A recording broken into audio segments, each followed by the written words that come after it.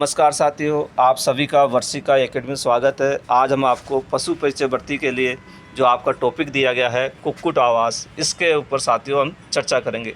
साथियों, कुक्कुट आवास का अर्थ होता है जो मुर्गी जिस जगह रहती है, जिस स्थान पर रहती है, उसको साथियों क्या कहते हैं? कुक्कुट आवास कहते हैं। साथियों, इस टॉपिक में से 2 एमसीक्यू आने की संभावना है। कितने? 2 एमसीक्यू आने की संभावना है। और वो एमसीक्यू किस पॉइंट में से आएंगे वो भी मैं आपको अभी बताता हूँ।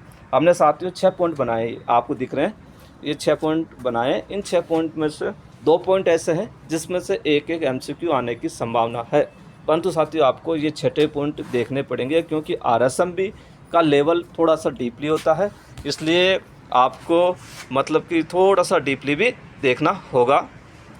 अब सबसे पहले अपना बात करेंगे चूजे की। चूजे की इसलिए बात कर रहे हैं कि साथियों जो मुर्गी जो अंडा देती है तो उसको क्या कहा, उसमें से जो बच्चा निकलता है उसको चूजा कहा जाता है। तो अपने को चूजे के बारे में भी पता होना चाहिए। तो ठीक है, चूजे के विकास की कौन कौन सी विधियाँ होती है इस पर हम चर्चा करेंगे।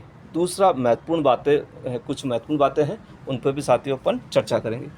तीसरा है कुक्कुट आवास की विधियों की तालिका। साथियों हमने जो कुक्कुट जो आवास होता है उसमें कौन कौन सी विधियां हैं ये सबसे इम्पोर्टेंट है, उसकी हमने एक तालिका बनाई है। उस तालिका में हमने इंग्लिश में क्या कहेंगे उसको और हिंदी में क्या कहेंगे, तालिका कितने प्रकार की होगी है, यह भी एक आपको एक तालिका मिल जाएगी, उसमें सारा विवरण मिल जाएगा साथियों। चौथा पॉइंट है साथियों कुक्कुट आवास प्रणालियों का विवरण। साथियों ये जो विधियाँ हैं, प्रणालियाँ, इसका विवरण, इसमें से साथियों एक एमसीक्यू आएगा। ठीक है, कितना? एक एमसीक्यू आने की संभावना है। दूसरा है आवास के लिए स्थान और जगह कितनी होनी चाहिए। साथियों आवास के लिए स्थान और जगह, इसमें से एक एमसीक्यू आने की संभावना है साथियों। तो इसको आप इन 2 पॉइंट को तो आपको ढंग से याद करना है, और हमारे वीडियो के माध्यम से करें, चाहे आप बुक के माध्यम से करें, किसी के माध्यम से करें, तो जितना आपको अधिक मैटर मिलता है तो इन 2 पॉइंट को तो आपको देखना ही देखना है। अगला साथियों दाने व पात्र का विवरण। जो दाने रखे जाते हैं इनके लिए, मुर्गियों के लिए कुक्कुट आवास के अंदर, तो उसके बारे में अपन चर्चा करेंगे छोटा सा। तो इस प्रकार से ये पूरा टॉपिक आपका क्लियर हो जाएगा। अब हम एक एक पॉइंट पे साथियों चर्चा करेंगे। तो मैं आपको बता देता हूँ साथियों, आप प्ले स्टोर पर जाइए, वर्षिका एकेडमी ऐप कर सकते हैं। लगभग 3000 एमसीक्यू तैयार किए गए हैं। अब सबसे पहले अपना जो पॉइंट दिया गया वह है चूजे का विकास। साथियों चूजे का विकास, साथियों आप देख रहे हैं विकास की कुछ उम्र है, जैसे 1 से 4 सप्ताह, 4 से 8 सप्ताह और 8 सप्ताह से अधिक। तो साथियों इसमें अपन दो चीज़ों में बात करेंगे। जब चूजा 1 से 4 सप्ताह का होता है तो वो कौन से जो जिस स्थान पर रहता है उसको क्या कहा जाता है? उसको कहते हैं साथियों दड़बा कहा जाता है। क्या कहा जाता है? दड़बा। कौन से स्थान पर रहती है? दड़बे। और दड़बे पे जो रहती है इसको कहा जाता है ब्रूडिंग। क्या कहता है? ब्रूडिंग। तो जब भी आपसे पूछा जाए कि ब्रूडिंग से आप क्या समझते हैं, तो आप ये भी कह सकते हैं जब चूजे को 1 से 4 सप्ताह का होता है तो जिस स्थान पे उसे रखा जाता है, जिस दड़बे में रखा जाता है, उसे ब्रूडिंग कहते हैं। अगला साथियों 4 से 8 सप्ताह का, इसको साथियों क्या कहते हैं? ग्रोह कहते हैं, ग्रोह। और वैसे क्या कहते हैं? रियरिंग। कहने का मतलब 4 से 8 सप्ताह का होता है तब इसको ग्रोह के अंदर रखा जाता है और इसे कहते हैं रियरिंग कहेंगे। क्या कहेंगे? रियरिंग कहेंगे। अगला है साथियों 8 सप्ताह से अधिक। जब 8 सप्ताह से अधिक हो जाता है तो उत्पादन अवस्था, तो ये उत्पादन अवस्था में होते हैं, इसको कहते हैं ग्रोअर मैनेजमेंट। ठीक है, कहाँ ये क्या कहलाएगा? Grower management. तो जब भी आपसे ब्रूडिंग के बारे में पूछा जाए और किस सप्ताह के लिए होते हैं, तो आपको किस उम्र के लिए होता है, तो आपको बताना साथियों 1 से 4 सप्ताह की उम्र के रहेंगे इसमें। रियरिंग पूछा जाए तो 4 से 8 सप्ताह वाले, और ग्रोअर मैनेजमेंट में साथियों 8 सप्ताह से अधिक जो भी होते हैं वो ग्रोअर मैनेजमेंट के अंदर आएंगे। अब इसके बारे में साथियों अब थोड़ा इनके बारे में थोड़ा सा विस्तार से चर्चा कर लेते हैं छोटा सा। सबसे पहले अपन करेंगे ब्रूडिंग के बारे में। ब्रूडिंग की भी साथियों 2 विधियाँ होती है, एक प्राकृतिक विधि और एक कृत्रिम विधि। इन 2 पर चर्चा करेंगे छोटे सा।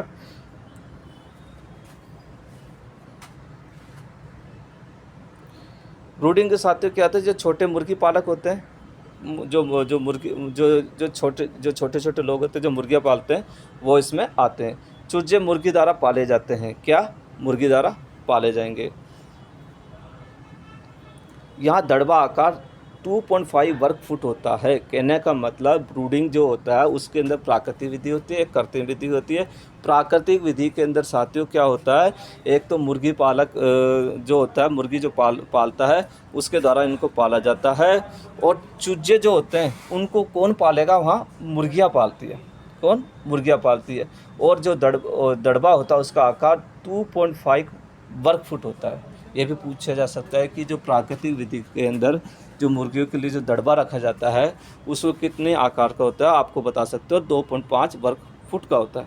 अगला चीज़, और ये भी पूछा जा सकता है कि ब्रूडिंग विधि के अंदर, ब्रूडिंग विधि की प्राकृतिक विधि के अंदर चूजे की देखभाल कौन करता है। ठीक है, आपको बताना केवल मुर्गी ही करेगी। अगला है कृत्रिम विधि। कृत्रिम विधि में क्या होता है, ये किसी भी मौसम में चूजे पाले जा सकते हैं।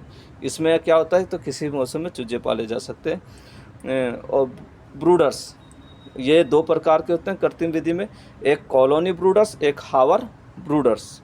ठीक, और तीसरा बैटरी ब्रूडर। 3 प्रकार के ब्रूडर्स होते हैं। तो पहला है कॉलोनी ब्रूडर्स पे अपन चर्चा करेंगे। अधिक संख्या में चूजे पालने के लिए इसका प्रयोग किया जाता है। कृत्रिम विधि के अंदर साथियों क्या होता है, 3 प्रकार के ब्रूडर्स होते हैं। पहला है कॉलोनी ब्रूडर्स, इसमें अधिक संख्या में अगर चूजे पालने हैं तो इस विधि का प्रयोग करेंगे। इसका आकार साथियों 12x10 फुट होता है। कितना? 12x10 फुट होता है। ये चलित व स्थिर 2 होते हैं। ठीक, स्थिर अवस्था में और चलित अवस्था दोनों में होते हैं। चौथा, ये द्विप्रयोजनीय ब्रूडर भी कहा जाता है। यदि आपको पूछ लिया जाए द्विप्रयोजनीय ब्रूडर इनमें से कौन सा है, कॉलोनी ब्रूडर, हावर ब्रूडर या बैटरी ब्रूडर, तो आपको बताना साथियों कॉलोनी ब्रूडर द्विप्रयोजनीय ब्रूडर होता है। दूसरी चीज़ है साथियों हावर ब्रूडर।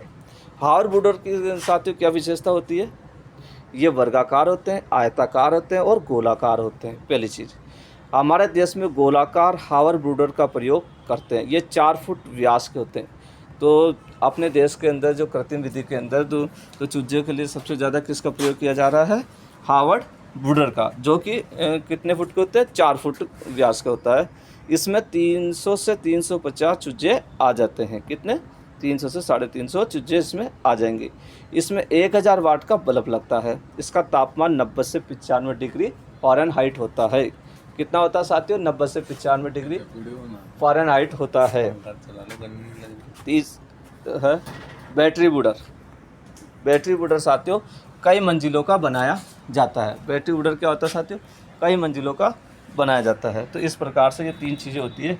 जब भी आपसे पूछ ले जाए कि ब्रूडिंग विधि कितनी प्रकार होती है, 2 विधि होती है, एक तो प्राकृतिक और कृत्रिम। कृत्रिम के अंदर साथियों कॉलोनी ब्रूडर, हावर ब्रूडर और बैटरी ब्रूडर। ठीक है, तो सबसे अधिक जो प्रयोग हमारे देश में कौन सी होती है, हावर ब्रूडर का प्रयोग किया जाता है। और जब आपसे पूछ लिया जाए कि द्विप्रयोजनीय ब्रूडर किसे कहते हैं, तो कॉलोनी ब्रूडर को आप कहोगे। ठीक है, अब हम ये साथियों अपन थोड़ा सा मैं चर्चा बता रहा हूँ, मेन कुक्कुट पे तो अपन अब चलेंगे, लेकिन आपको चूजे के जो आवाज़ होता है उसको कैसे रखा जाएगा इसके भी चर्चा आपको आना चाहिए, थोड़ा सा नॉलेज होनी चाहिए। अगला लास्ट है रियरिंग। रियरिंग साथियों 4 से 8 सप्ताह के चूजे को पालने को रियरिंग कहते हैं। कितना? जब 4 से 8 सप्ताह के चूजे को पालते हैं उसको क्या कहते हैं, रियरिंग कहते हैं। इसकी भी प्राकृतिक विधि और कृत्रिम विधि। प्राकृतिक विधि में साथियों क्या होता है कि पालन मुर्गी करते हैं, ये मैंने पहले ही बताया था, प्राकृतिक मुर्गी करेगी। कृत्रिम विधि में पालना दड़बे या किसी कक्ष के अंदर करते हैं। तीसरा साथियों रियर्स है। जब दड़बे में चूजे को गर्मी देने की कोई व्यवस्था न हो तो उसे रियर्स कहेंगे। तो साथियों इसको भी आप नोट कर लेना कि जब कभी ये चीज़ आ जाए कि आप रियर्स से क्या समझते हैं। यहाँ रियर्स का मतलब ये हुआ जब चूजे को गर्मी देने की कोई व्यवस्था न हो, जिस दड़बे के अंदर रखा जाता है उसमें गर्मी की कोई व्यवस्था ना हो, उसे रियर्स कहते हैं। इसके अंदर इसका पालन कैसे करेंगे, चूजे को पालन घर में रखकर, चूजे को बैटरी विधि से पालना और चूजे को घर से बाहर पालना। 3 विधि होती है। ठीक है, इसमें भी 3 प्रकार की है पालन। चूजे को पालन गृह में रखना, चूजे को बैटरी विधि से पालना और चूजे को घर के से बाहर पालना। अब साथियों महत्वपूर्ण जो इम्पोर्टेंट जो इसके पार्ट है उस पर आप चर्चा करेंगे। सबसे पहले तो कुछ महत्वपूर्ण बातों पर करके फिर उस पॉइंट पे करेंगे जिसमें एमसीक्यू आने की संभावना है। तो महत्वपूर्ण बातें साथियों है डीवर्मिंग। डीवर्मिंग किसे कहते हैं, जब आपसे पूछ लिया जाए डीवर्मिंग क्या होती है, तो मुर्गियों के पेट व आंतों में पाए जाने वाले कृमियों से मुक्त करने के लिए डीवर्मिंग किया जाता है। जो मुर्गी होती है उसके पेट के अंदर और आंतों के अंदर जो कीड़े पड़ जाते हैं, उससे मुक्त होने के लिए, उनको नष्ट करने के लिए क्या किया जाता है? डीवर्मिंग किया जाता है। ठीक है। दूसरा आपसे पूछ लिया जाए केपर क्या होता है, तो आपको बताना साथियों, नर पक्षी जिनके कुछ गुण मादा में आ जाते हैं। ठीक। केपर क्या होते हैं? जब वे नर पक्षी अर्थात मुर्गे जिनके गुण मादा में आ जाते हैं, वो क्या कहते हैं? केपन कहलाते हैं। अगला साथियों बधियाकरण। ठीक है, इनका भी बधियाकरण होता है, मुर्गी का भी। तो बधियाकरण का उद्देश्य क्या होता है? अधिक मांस का विकास करना। ये भी एमसीक्यू आपसे आ सकता है कि मुर्गी के बधियाकरण का, अर्थात मुर्गे का बधियाकरण का जो मेन उद्देश्य क्या होता है, आपको बताना साथियों, अधिक मांस का विकास करना इसका मुख्य उद्देश्य होता है। बधियाकरण की दो विधियाँ होती है साथियों। क्या होती है? एक तो आप शल्य क्रिया कर सकते हो, दूसरे रासायनिक क्रिया कर सकते हो। शल्य क्रिया में साथियों आप चीरा लगाकर मुर्गे का अंडकोश निकालेंगे। क्या करोगे आप? चीरा लगाओगे और मुर्गे के अंडकोश को निकाल दोगे। दूसरा साथियों रासायनिक विधि में साथियों क्या करोगे आप? डाई इथाइन स्टील वेस्ट्रोल हार्मोन का प्रयोग किया जाता है। ये साथियों सबसे इम्पोर्टेंट है, इसको आप नोट कर लेना कि जब भी ये भी एमसीक्यू आ सकता है आपका कि जो मुर्गे होते हैं या मुर्गी जिसको बधियाकरण करना होता है, तो किस रासायनिक का प्रयोग किया जाता है, आपको बताना है। डाई इथाइल स्टील वेस्ट्रोल हार्मोन ठीक किया जाता है। ये मुर्गे के सिर के पास गर्दन पर चीरा लगा दिया जाता है। इसके अंदर साथियों जो मुर्गा होता है उसी का बधियाकरण होगा, जिसमें डाई इथाइल सिस्टम वेस्ट्रोल हार्मोन का प्रयोग किया जाता है। अब है मादा का मुख्य हार्मोन क्या है। जब आपसे ये पूछा जाए मादा का मतलब क्या होगा? मुर्गी का मुख्य हार्मोन पूछ लिया जाए तो आपको बताना है डाई इथाइल स्टील वेस्ट्रोल। क्या होता है? डाई इथाइल स्टील वेस्ट्रोल होता है। ये इसका क्या होता है साथियों? एक मुख्य हार्मोन होता है। तो ये जो मुख्य हार्मोन है, इसमें से एक हो सकता है एक एमसीक्यू आ जाए, तो आप इसको नोट कर लेना साथियों। अगला है साथियों, जो मुर्गियाँ मांस उत्पादन के लिए पाली जाती है उसको ब्रायलर्स कहते हैं। क्या? ब्रायलर्स। आपसे पूछ लिया जाए कि ब्रायलर्स किस लिए पाली जाती है? मांस के लिए, दूध के लिए, ऐसे कुछ भी ऑप्शन आता है तो आपको बताना है ये पाली जाती है मांस उत्पादन के लिए। ठीक है। ब्रूडर में आर्द्रता कितनी होती है? 40 से 70% होनी चाहिए। कितने? 40 से 70%। पक्षी चोंच मारकर एक दूसरे को घायल करते हैं, उससे क्या कहते हैं? उसको कहते हैं कैनिबेलिज्म। क्या? कैनिबेलिज्म। जब पक्षी, यहाँ पक्षी की बात कर रहे हैं, कौन से पक्षी बात कर रहे हैं? जब मुर्गा या मुर्गी आपस में चोंच मार करके किसी को घायल करते हैं तो उसे क्या कहा जाता है? कैनिबेलिज्म। तो ये भी आपके आ सकता है, इसको नोट कर लेना। अगला 8वां पॉइंट है साथियों, मांस के लिए जो मुर्गियाँ पाली जाती है उनको दिए जाने वाले आहार को क्या कहते हैं? ब्रायलर्स राशन। क्या कहते हैं? ब्रायलर्स राशन। ब्रायलर्स राशन कौन सा खिलाएगा? जो मुर्गियाँ मांस के लिए पाली जाती है उनको ब्रायलर्स राशन दिया जाता है।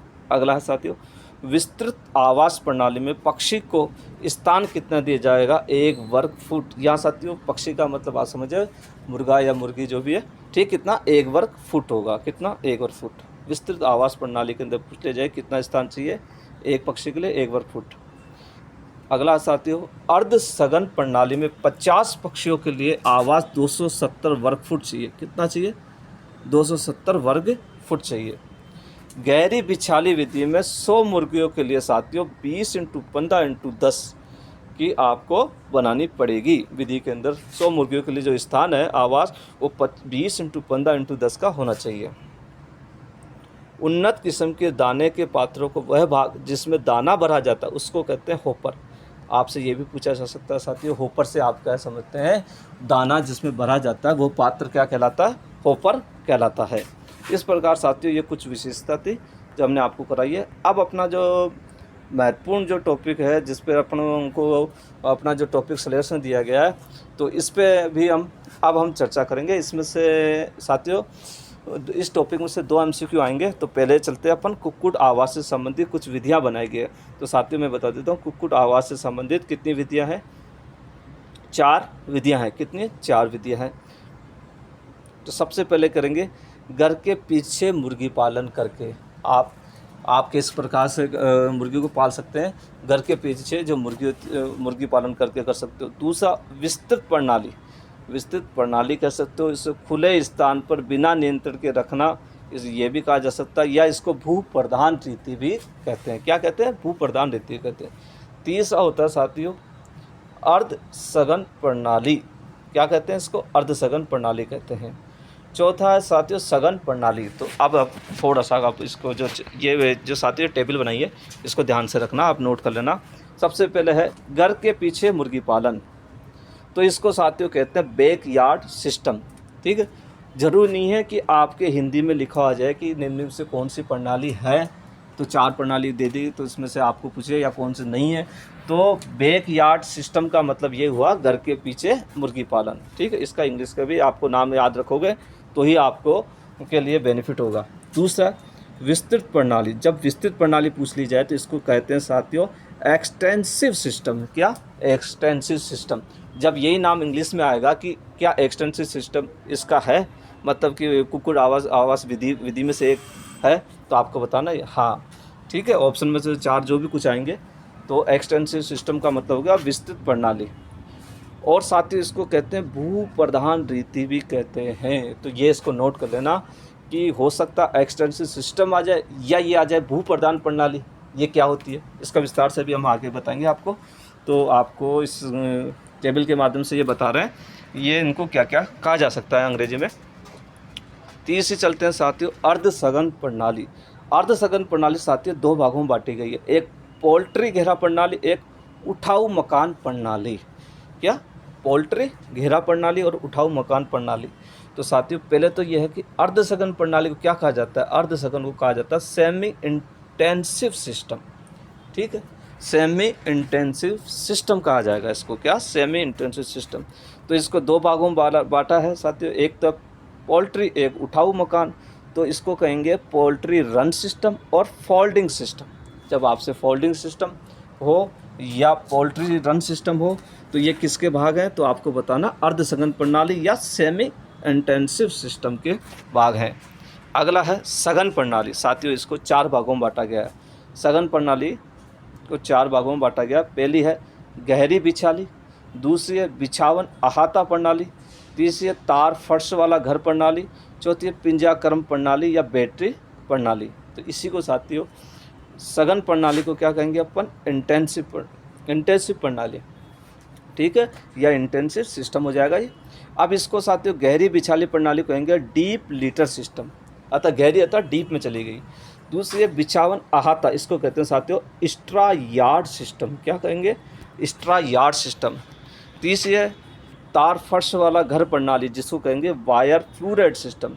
चौथी है पिंजरा प्रणाली, इसको कहते हैं बैटरी सिस्टम। तो साथियों जब आपसे पूछा जाए निम्न में से सघन प्रणाली कौन सी नहीं है और आपको कुछ अलग से कोई जैसे कि आपको दे दिया फोल्डिंग सिस्टम दे दिया, deep litre system, straw yard system, wire fluid system और बैटरी सिस्टम, तो आपको बताना है फोल्डिंग सिस्टम नहीं होता, क्योंकि फोल्डिंग सिस्टम साथियों किस में चला गया? इसमें चला गया, ये अर्ध सघन प्रणाली होगी। इसलिए साथियों मैंने इंग्लिश में भी आपको दिया है, क्योंकि ये आजकल जो MCQ आ रहे हैं वो इसी लेवल के आ रहे हैं। ठीक है, तो ये तो साथियों एक ये टेबल दी थी आपको समझाने के लिए। अब इसमें क्या होगा क्या नहीं होगा पूरा विस्तार से कितनी आवाज़ की रखना होगा उसके लिए अब हम चर्चा करेंगे। अब सबसे पहले बता दें कि जो मुर्गियों के लिए कुक्कुट के लिए जो आवाज़ चाहिए वो स्थान कैसा होना चाहिए, उसका सामान्य रूप से क्या क्या होना चाहिए। जो सबको पता होता है कि पानी और बिजली की व्यवस्था होनी चाहिए वहाँ पे, सूर्य का प्रकाश की भी होनी चाहिए और वायु के संचार की, अर्थात सूर्य का प्रकाश वहाँ पहुँचता हो और हवा का भी जाती रहे आसपास, संचार हो उसका।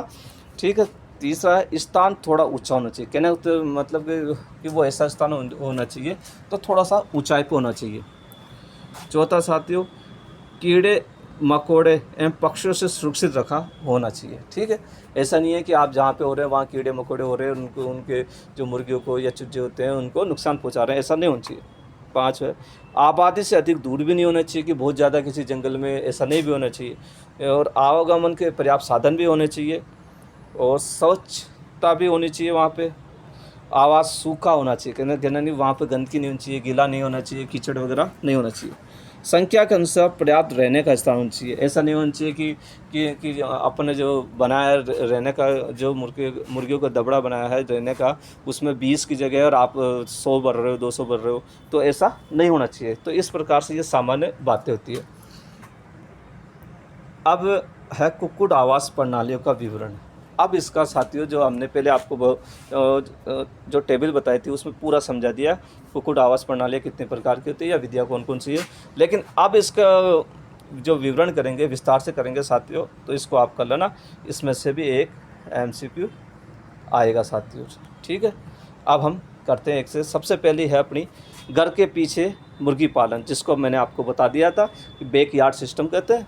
इसमें साथियों क्या 5 से 7 मुर्गी घर के पीछे पाली जाती है। तो सबसे ईजी ये हो गई कि ऐसी कौन सी विधि है जिसके द्वारा 5 से 7 मुर्गी पाली जाती है, या उसे क्या कहा जाता है आपको बताना साथियों, बैकयार्ड सिस्टम कहा जाता है। दूसरी है, इम्पोर्टेंट है साथियों ये विधि, इसको कहते हैं विस्तृत प्रणाली, खुले स्थान पर बिना नियंत्रण में रखना, भू प्रधान रीति या एक्सटेंसिव सिस्टम।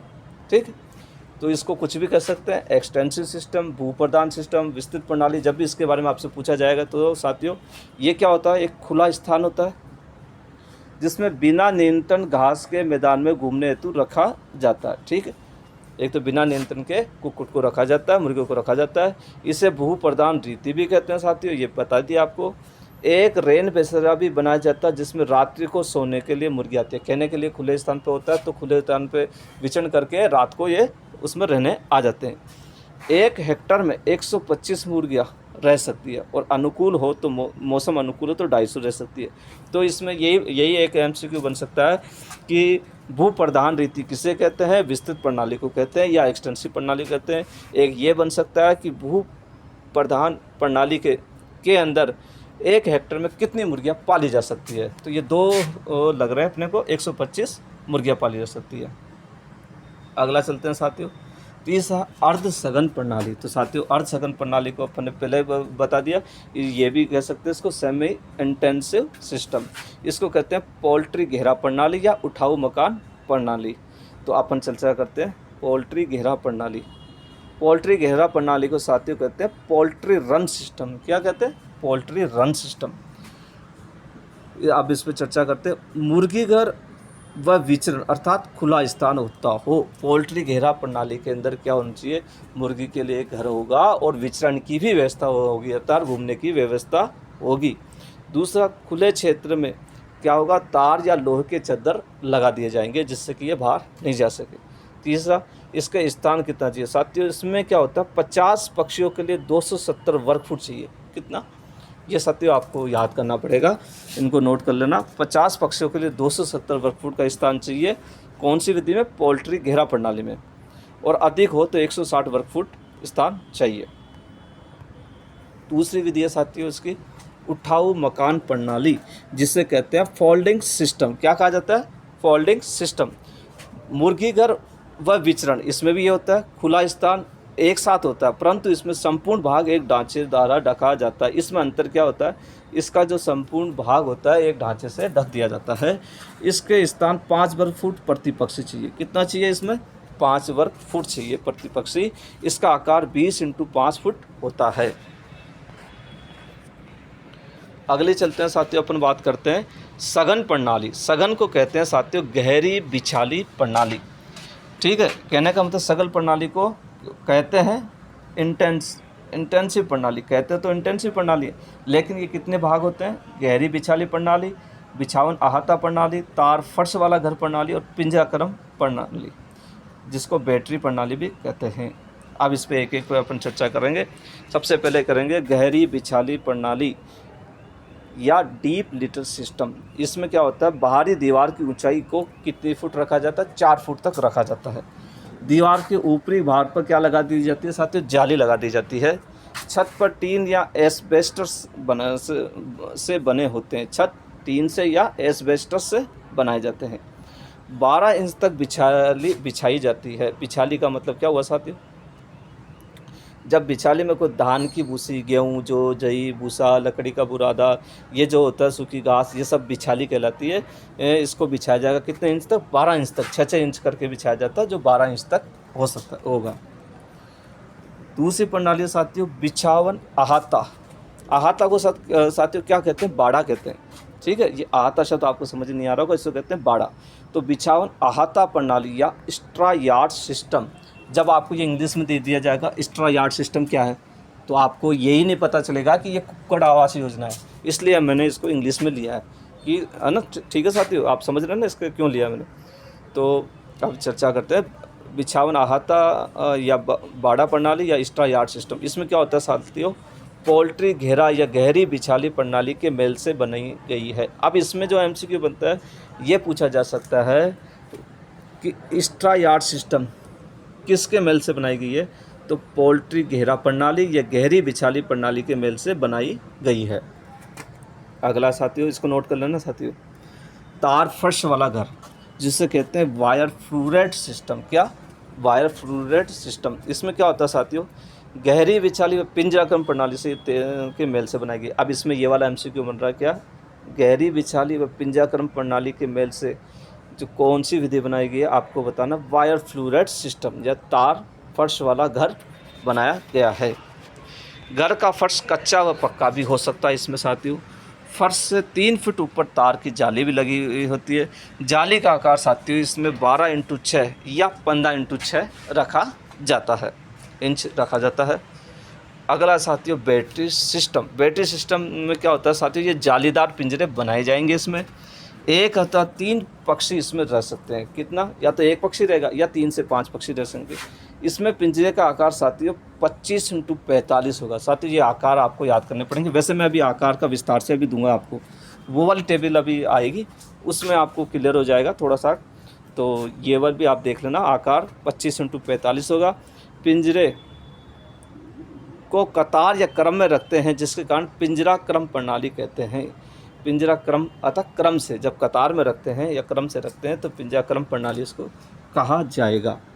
तो अब साथियों आवास के लिए स्थान, तो इसमें से साथियों एक एमसीक्यू आपके आएगा जिसका मैंने पहले ही बता दिया था। ये 2 पॉइंट थे, इसमें से भी एक एमसीक्यू आपके आने की संभावना है। तो इसमें अब हमने केवल ये बताया कि कितना स्थान चाहिए रहने के लिए, कितना तो उसको टेबल में ले लिया अपन ने। जैसे घर के पीछे मुर्गी पालन के लिए साथियों इतना ही है, 5 से 7 मुर्गी पाली जा सकती है, कोई स्थान की आवश्यकता नहीं, छोटा सा जगह चाहिए। दूसरा है विस्तृत प्रणाली के अंदर भू प्रधान रीति में क्या होता है? 1 हेक्टेयर में साथियों 125 मुर्गी पाली जा सकती है। अनुकूल मौसम हो तो 250 मुर्गी पाली जा सकती है। तो इस टेबल को भी आप नोट कर लेना, आपको दूसरी बुक देखने की जरूरत नहीं पड़ेगी कोई से भी। अर्ध सघन प्रणाली, इसमें साथियों क्या होता है? अपन पहली अगर सघन प्रणाली को, ये अर्ध सघन प्रणाली है अर्थात सेमी इंटेंसिव सिस्टम, इसको 2 भागों में, तो पहली पे चर्चा करते हैं अपन पोल्ट्री रन सिस्टम। इसमें क्या होता है? 50 पक्षी के लिए 270 वर्ग फुट का स्थान चाहिए। कितना? 50 पक्षी के लिए 270 वर्ग फुट। अधिक पक्षी हो तो 160 वर्ग फुट चाहिए। कितना? 160 वर्ग फुट चाहिए। अधिक पक्षी होंगे तो 160 वर्ग फुट चाहिए। फोल्डिंग सिस्टम, प्रति पक्षी 5 वर्ग फुट स्थान चाहिए। कितना? 5 वर्ग फुट स्थान चाहिए। ठीक है, अब इसको टेबल आपके पास में आपको दिख रही है इसलिए आप इनको नोट कर लो। तो इसमें चाहिए 5, इसमें आकार 20x5 फुट, इसमें 18 से 20 मुर्गी आ सकती है। अब जो मेन जो चीज़ है सघन प्रणाली, ये इस आकार में से एक एमसीक्यू आएगा साथियों। इसमें से औरों में से भी आ सकता है लेकिन इसमें से मुझे लग रहा है इसमें आने की संभावना है। तो सबसे पहले इसमें एक जो है इसके भी 4 है, जो 4 में सबसे पहले करेंगे अपन डीप लीटर सिस्टम, जिसे कहते हैं गहरी बिछाली प्रणाली। इसमें साथियों देखो 100 मुर्गियों के लिए, 200 मुर्गियों के लिए और 500 मुर्गियों के लिए और 1000 मुर्गियों के लिए है। कितना आवास चाहिए? तो इसको आपको थोड़ा सा देखो साथियों, इसमें चाहिए साथियों 20x15x10 अर्थात लंबाई, चौड़ाई और ऊंचाई। कितनी? सबसे पहले लंबाई चाहिए 20, चौड़ाई चाहिए 15 और ऊंचाई चाहिए 10। तो 20x15x10 इसमें चाहिए। 20 फुट लंबाई, 15 फुट चौड़ाई और 10 फुट ऊंचाई। एक बार मैं बताऊंगा, फिर मैं इसको आपको ये भी बता दूंगा कि अब इसको आप किस प्रकार से याद करें। 200 मुर्गे के लिए चाहिए 30, 20 और 10 चाहिए। कितना? 30, 20 और 10 चाहिए। तो लंबाई, चौड़ाई, ऊंचाई फुट में हो गई है। 500 मुर्गियों के लिए चाहिए साथियों 60, 25 और 10। 60, 25 और 10 चाहिए। और 1000 मुर्गी के लिए चाहिए 100, 30 और 10 चाहिए। ठीक, लंबाई चौड़ाई ऊंचाई है इसकी। अब मैं आपको आप कैसे याद करेंगे, देखो साथियों, जब 100 मुर्गी की आप तो शुरू के कितने 100 मुर्गी है तो शुरू के कितने पॉइंट है 10 पॉइंट। तो आप इस एक को तो आपको देखो याद करनी पड़ेगी साथियों। तो इससे क्या, और इसको कैसे बनाओगे साथियों, सबसे पहले आप इसको 100 को 10 रखो, 10 का डबल करो कितने 20, तो 20 इंटू 15 इंटू 10 हो गया। ठीक है, अगला है 200 है, 200 का आप 20 मानो। ठीक है, इसका आपको क्या अगला चलना 20 के बाद कहता है 30 आता है, तो 30 इंटू 20 इंटू 10 साथियों। साथियों ये जो है ना इसकी जो ऊंचाई ये भी 10 है, ये भी 10 है। तो साथियों पहले तो आप ऊंचाई देखो, ये भी 10 है, ये भी 10 है, ये भी 10 है, ये 10 है। तो आप ऊंचाई तो लिख लो, ऊंचाई तो सभी की कितनी होगी 10 होगी। इसके अंदर डीप लिटर सिस्टम में ऊंचाई 10 हो गई।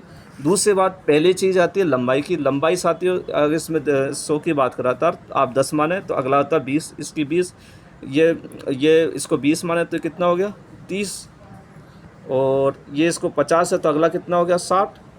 ये 3 चीज़ तो हो गई आपको को 60। ये है 1000, तो इसको आप में आप मान सकते हो, इसको केवल 100 ही मानो आप, तो 100 हो गई। तो इस प्रकार से आप इसको कर सकते हैं। तो अब और ये तो हो गई साथियों लंबाई की बात। अब आते हैं चौड़ाई। चौड़ाई साथियों यहाँ कितनी थी 15, इसमें कितने 20, यहाँ 5 का गैप चलेगा, 15 हो गई, फिर 20 हो गई, फिर 25 हो गई, फिर 30 हो गई। तो इस प्रकार से आप याद कर सकते हैं साथियों 100 मुर्गियों के लिए, 200 मुर्गियों के लिए, 500 मुर्गियों के लिए और 1000 मुर्गियों के लिए। बस आपको इतना याद करना है। जब आपको ऊंचाई पूछे तो आपको सब में 10 फुट, लास्ट में 10 फुट ऑप्शन देखना है। ठीक है, अब फर्स्ट के अंदर क्या करना है, एक अंक आगे, जैसे इसको 100 को आप 10 मानो, 10 को 20 हो गया, 200 को यहाँ 200 का आप 20 मानोगे तो 30 हो गया, और 500 का आप अगला क्या हो गया 60 हो गया, यहाँ 100 का 100 मान लिया। और ये हर 5 का गैप आएगा किसमें, चौड़ाई में, यहाँ 15, फिर 20, फिर 25 और 30। इस प्रकार से आप इसको याद कर सकते हैं। अब अगली विधि में चलते हैं साथियों, स्ट्रा यार्ड सिस्टम, जिसे कहते हैं बिछावन अहाता प्रणाली। अहाता को साथियों मैंने आपको बताया था क्या कहते हैं, बाड़ा। जो बाड़ा कितना होगा, उसका आवाज़ कितना होगा। स्ट्रा यार्ड सिस्टम में साथियों मुर्गी का और अहाते का, अब इसमें भी 2 भागों में बांटा गया साथियों। मुर्गी के लिए कितना सिस्टम रखे गए और अहाता था बाड़े के लिए। मुर्गी के लिए साथियों 50 मुर्गी के लिए 3 वर्ग फुट प्रति पक्षी की जगह चाहिए। 50 से अधिक होंगे तो 2 वर्ग फुट चाहिए, कम की आवश्यकता होगी। 50 के लिए 3, 50 से अधिक 2 वर्ग फुट चाहिए। इसी प्रकार अहाता बाड़े की बाड़े की जो व्यवस्था साथियों, 50 मुर्गी के लिए 8 वर्ग फुट प्रति पक्षी चाहिए, 100 मुर्गी के लिए 6 वर्ग फुट और 100 से अधिक के लिए 4 वर्ग फुट। इसको नोट कर लेना साथियों। ठीक, 50 के लिए 8, 100 के लिए 6 और 100 से अधिक के लिए 4। तीसरे साथियों वायर फ्लूइड सिस्टम, इसमें आवाज़ साथियों 100 मुर्गी के लिए चाहिए 2 वर्ग फुट पक्षी चाहिए। साथियों ये तो आपको याद करना पड़ेगा, नोट कर लेना। 100 मुर्गियों के लिए कितनी चाहिए, 2 वर्ग फुट पक्षी चाहिए। 100 से अधिक के लिए 1 वर्ग फुट चाहिए। और जाली का आकार इसका 12 इंटू 6 इंच होगा या 15 इंटू 6 इंच। बैटरी सिस्टम, इसमें क्या होता है साथियों, 1 अथवा 3 से 5 पक्षी को रखेंगे, जिसमें पिंजरे का आकार 25 इंटू 45 सेंटीमीटर होगा। अब हम साथियों चर्चा करेंगे पात्र का वर्गीकरण, अर्थात जो कुक्कुट आवास होता है उसमें कौन कौन से पात्र रखे जाते हैं। ये अपना लास्ट पॉइंट है। सबसे पहले दाने के बर्तन, दाने के बर्तन रखे जाएंगे। क्या, दाने के बर्तन। ये दो भागों में बांटा गया, एक नांत जिसको कहते हैं ट्रोंग, एक हॉपर जिसमें दाना भरा जाता है। तो आपसे पूछा जा सकता है हॉपर ये क्या होता है, जिसमें दाना भरा जा सकता है, और एक नांद भी होता है जिसको कहते हैं ट्रोंग कहते हैं। अगला पानी के बर्तन। पानी के बर्तन कैसे रखे जाते हैं साथियों, मिट्टी के बर्तन या बोतल का प्रयोग किया जाएगा। इनको पानी पिलाने के या तो मिट्टी के बर्तन या जो बोतल होती है प्लास्टिक की वो प्रयोग की जाएगी। तीसरे अंडे का घोंसला या बक्सा।